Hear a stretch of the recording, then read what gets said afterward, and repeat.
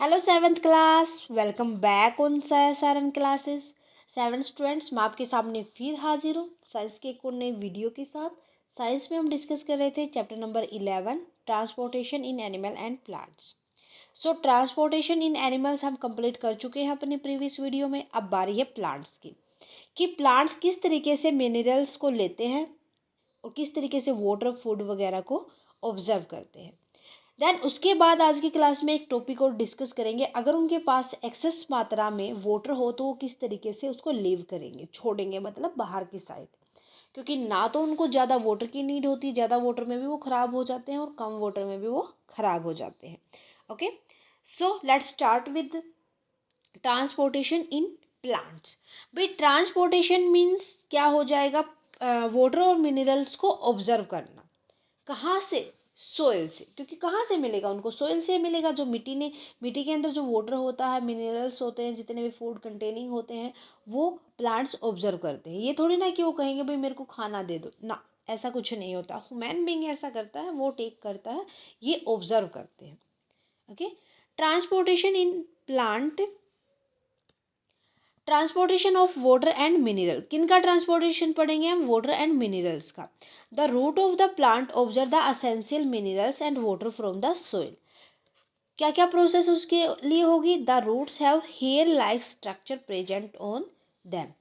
जो प्लांट की रूट्स होती है वो हेयर लाइक, देखो ये रूट्स होती है, जो हेयर लाइक स्ट्रक्चर होता है इनका, जैसे ये हेयर्स बने होते हैं, इस तरीके से स्ट्रक्चर होता है ना रूट्स के अंदर।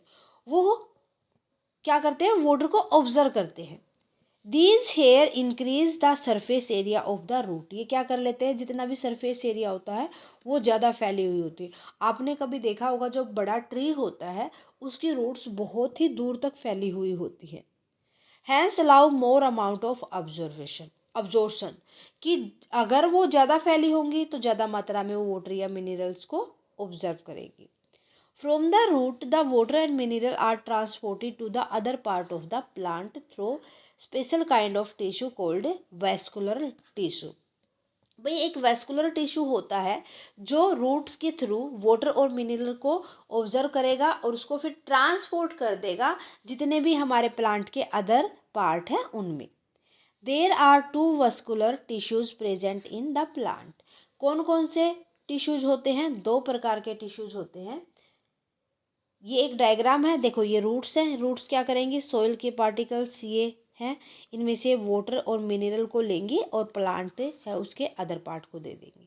ठीक है, आपको डायग्राम भी समझना चाहिए ताकि अच्छे से कंसेप्ट समझ आ सके। अब दो पार्ट कौन से हो जाएंगे? First one is xylem, second is phloem. Xylem क्या करता है? ओनली जितने भी वाटर और मिनरल, जितने भी पार्टिकल होते हैं, न्यूट्रिएंट होते हैं सॉइल के अंदर, उनको लेगा, रूट सेल्स के थ्रू उनको ऑब्जर्व करेगा, फिर वो ट्रांसफ़र कर देगा पूरे स्ट्रीम के अंदर। देखो ये वाला जो स्ट्रक्चर है जाइलम का, ये क्या करेगा? टेक इन करेगा। किन चीज़ों को ऑब्जर्व कर लेगा? ये वाटर और न्यूट्रिएंट को, जितने भी मिनरल्स हैं सॉइल के अंदर उनको। ठीक है, it is a vascular tissues that is responsible for transporting nutrient and water in the plant. The root cell observe water and mineral are transferred to the xylem. किसको ट्रांसफर कर देंगे? Xylem को। Xylem carry it to, xylem क्या करेगा इसको? Sorry, आगे चले गए। Carry it to other part unidirectionally. Unidirectionally का मतलब अप साइड, ऊपर की साइड। ये क्या होता है? यूनिडायरेक्टली। तो क्या करेगा जाइलम? इसको ऊपर की साइड लेके जाएगा, root to stem, without using of energy. कोई भी एनर्जी यूज नहीं करता। बट जो फिलोएम है, फिलोएम क्या करेगा? ये भी तो एक वेस्कुलर टिश्यू होता है। अब ये ट्रांसपोर्ट करता है किसका? फूड प्रोडक्ट का। जितना भी फूड होता है उनको, जो किसने प्रोड्यूस किए थे? लीव्स ने। अभी लीव्स से क्या करेगा? फूड लेगा और किनको दे देगा? जितने भी अदर पार्ट हैं उनको। मीन्स लीव्स तो ऊपर की साइड होते हैं। लीव्स कहाँ होते हैं? सॉरी, ये मैंने क्या बना दिया। लीव्स होते हैं ये हमारे ऊपर की साइड। इनसे फूड लेगा और पूरे पार्ट को देगा। ठीक है, the following is by directional. By directional का मतलब क्या होगा? ये डाउन साइड आएगा।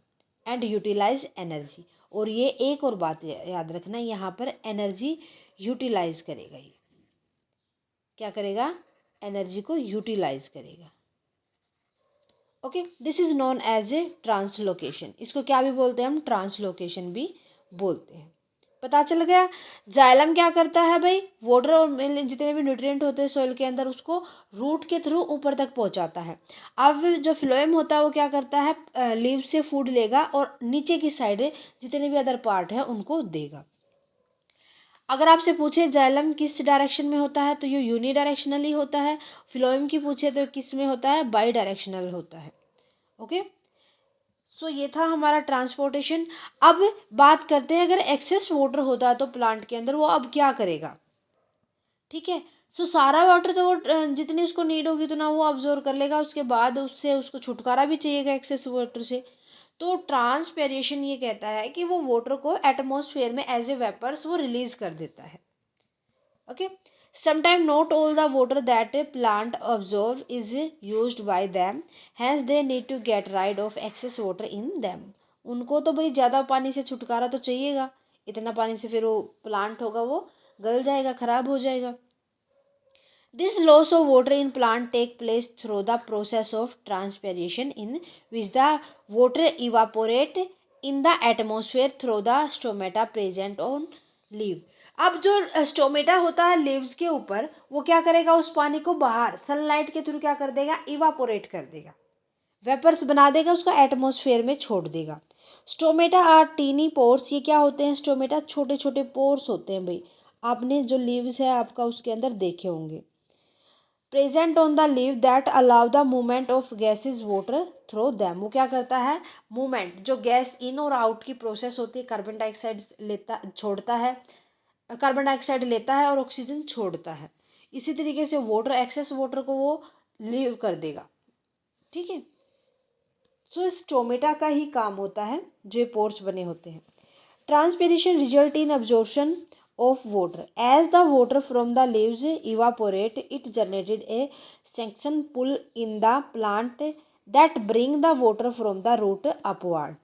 अब जो ये लीव्स है क्या करेगा? जो इवापोरेट कर देगा, जो रूट से वाटर लिया था प्लांट ने उसको वो क्या कर देगा? छोड़ देगा, स्टोमेटा के थ्रू बाहर एटमॉस्फेयर में लीव कर देगा, छोड़ देगा, उसके इवापोरेट करके, उसके वेपर्स बना के।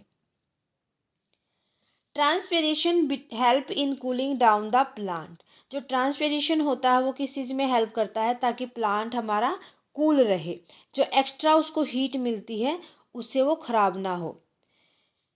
As the water evaporate it utilize the heat of the plant and result in the cooling in the internal temperature of plant. अब ये जो इवापोरेशन हुआ है, जो प्लांट को हीट मिलती है उससे भी बचाता है, उसके बाद वो उस प्लांट के इंटरनल टेम्परेचर को कूल डाउन, ठंडा रखता है। कैसे? वो देखो, देखो कार्बन डाइऑक्साइड ली थी प्लांट ने, जो स्टोमेटा है, ये वाला क्या होता है? लीफ का स्टोमेटा, ये इसको क्या करेगा? अपने अंदर ऑब्जर्व कर लेगा, उसके बाद ये वाटर और CO2 मतलब वाटर और O2 ऑक्सीजन को, मीन्स वेपर छोड़ देगा, ये वाटर वेपर्स, और जितना भी हमारे पास ऑक्सीजन होता है उसको लीव कर देगा एयर के अंदर, जिसको हम टेक इन करते हैं। हम लेते हैं ना ऑक्सीजन, हम कार्बन डाइऑक्साइड छोड़ते हैं, जो प्लांट उसको यूज़ करते हैं। Okay, carbon dioxide enter while water and oxygen exist through a leaf से स्टोमेटा, जो लीफ का स्टोमेटा है उसके थ्रू। क्लियर है? सो ये था हमारा last topic of chapter 11, transportation in animal and plant. Hope पूरे चैप्टर की थ्योरी आपको अच्छे से समझ आ गई होगी। फिर भी बच्चा कहीं भी कोई भी डाउट आता है तो मुझे कमेंट करके बताया करो आप साथ के साथ, ताकि मैं उसका सॉल्यूशन आपको दे सकूं। सो आज के लिए बस इतना ही। नेक्स्ट क्लास में हम NCERT बेस्ड क्वेश्चन आंसर्स को स्टार्ट कर देंगे। आज की क्लास में कोई भी डाउट है तो प्लीज़ मुझे कमेंट सेक्शन में लिख दें, साथ के साथ मुझे कमेंट करके बताएं आज की क्लास कैसी लगी। क्लास अच्छी लगे तो प्लीज़ लाइक और अदर स्टूडेंट के साथ ज़्यादा से ज़्यादा शेयर करें। अगर आप चैनल पर नए हैं तो फटाफट से साया सारन क्लासेस को सब्सक्राइब कर लें, बेल आइकन को दबा लें, ताकि आने वाले वीडियो की नोटिफिकेशन आपको मिल सके। Thank you very much, bye bye and take care. मिलते हैं नेक्स्ट क्लास में।